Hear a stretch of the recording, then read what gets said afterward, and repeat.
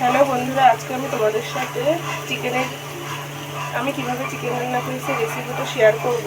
মাংসটাকে ভালো করে নুন হলুদ দিয়ে, শুকনো লঙ্কার গুঁড়ো দিয়ে, তেজপাতা দিয়ে, একটু লেবুর রস দিয়ে মাখিয়ে নিয়েছি। এদিকে কড়াইতে তেলের মধ্যে শুকনো লঙ্কা ফোড়ন দিয়ে, সাদা জিরে ফোড়ন দিয়ে পেঁয়াজটাকে ভালো করে ভেজে নিচ্ছি।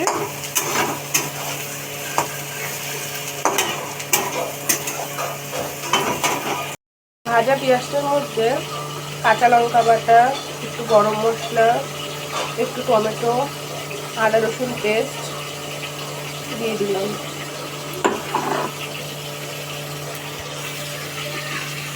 এবার মশলাটার মধ্যে অল্প লবণ,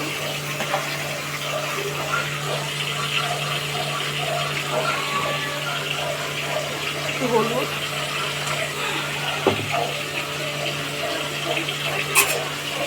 পরিমাণ মতো হলুদ দিয়ে মশলাটাকে ভালো করে কষাতে হবে। এটা দেওয়ার জন্য অন্য একটা কড়াইতে আলুগুলোকে ভালোভাবে ভেজে নিচ্ছি।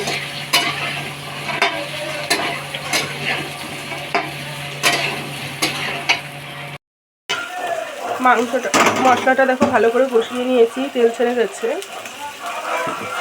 মাংস সবসময় মশলাটা ভালো করে কষানোর পরেই দিতে হয়। তারপর আস্তে আস্তে মাংসটা দিয়ে দেবো।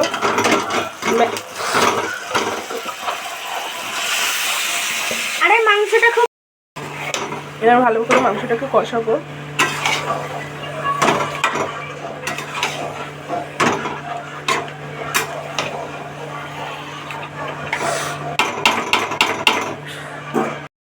দেখো মাংসটা ভালো করে কষানো হয়ে গেছে। এবার ফুটিয়ে রাখা জল আস্তে আস্তে মধ্যে দিয়ে দেবো।